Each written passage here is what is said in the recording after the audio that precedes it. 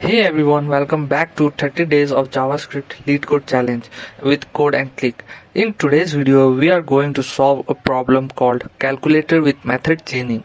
This is a really nice JavaScript design problem because it teaches you how to build a clean API using classes and chainable methods, the same pattern used in libraries like jQuery, Lodash and many others. Let's jump straight into the problem statement. The problem asks us to design a calculator class. The constructor takes a number which is initial value.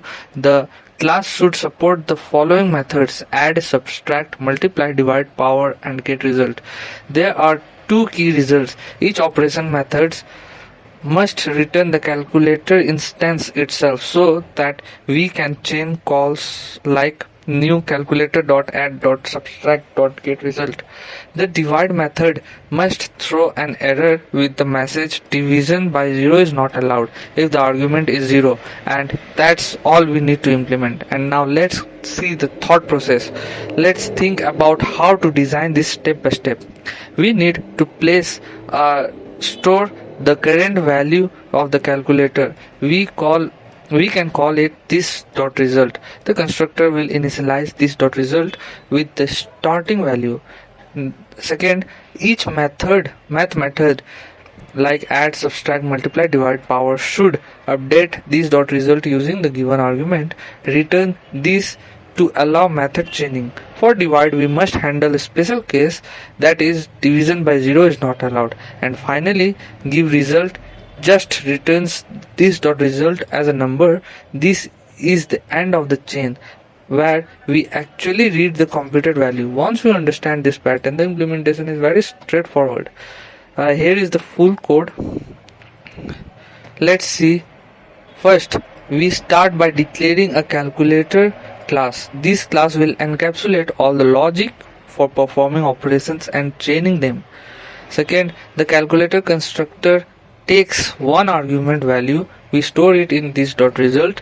This result property will hold the current state of the calculator after each operations. The add method takes a number value. It increases this.result by the amount. Then it returns the current instance so that we can keep chaining more methods. Then subtract is similar to add. It subtracts the given value from this.result and again returns this to enable chaining. Multiplies the current result by the given value and returns the same calculator instance. Divide is the only method with special error handling. First, we check if value is exactly 0. We throw a new error with the message division by 0 is not allowed. This string must match the problem statement exactly. If the value is not 0, we divide this.result by value and then return this to keep chaining. And the power method raises the current result to the power of value. We use the exponential operator. After updating this.result, we again return this to support chaining. Finally, getResult simply returns this.result. This is the method you call at very end of the chaining when you want the final numeric answer. And that completes our calculator class with full method chaining and support. Let's submit the code.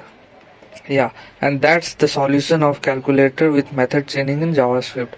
You have just seen how to design a class that supports clean chainable APIs, something that shows up a lot in the real world libraries and interview questions.